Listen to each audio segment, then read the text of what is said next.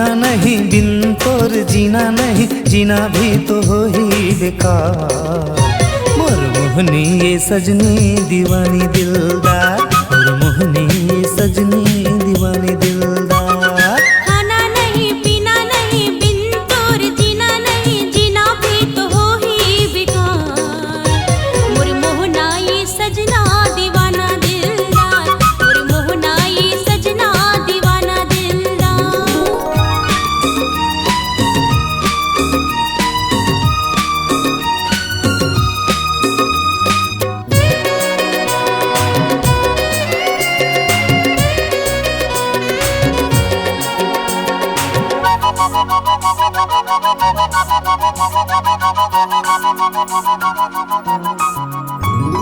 गजब दिल नैना तलाश करे है, तोरे च जैसे मिले है विश्वास करे है। तोर माया बिन जिंदगी उदास रहे, मिले बुझाए मन के जिन प्यास रहे। दूर दूर रहना नहीं, दुख पीड़ा सहना नहीं, सहना भी तो हो ही बेकार। मोर मोहना ये सजना दीवाना दिलदार, मोर मोहना ये सजना दीवाना दिलदार।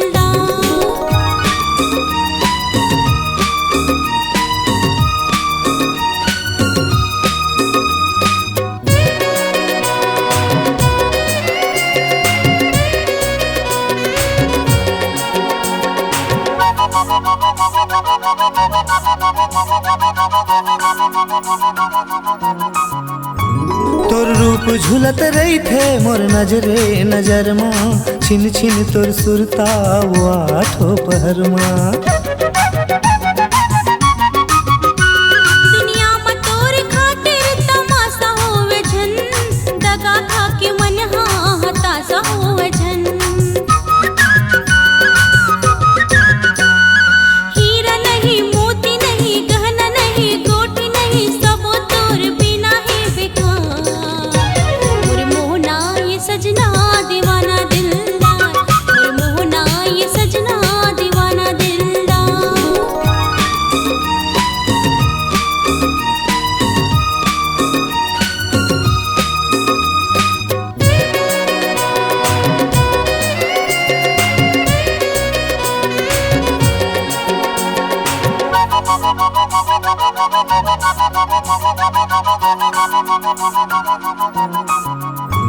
सब चेत मोर सुरता तोर कोती लगे रही थे, मुंदाए रही थे आँखी बस मन जग रही थे।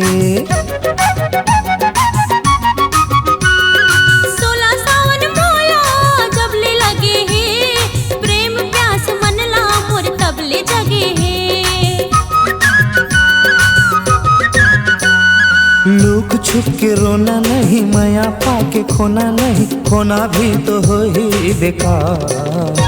मोर मोहनी ये सजनी दीवानी दिलदार, मोर मोहनी ये सजनी दीवानी दिलदार। खाना नहीं पीना नहीं बिन तोर जीना नहीं, जीना भी तो हो ही बेकार।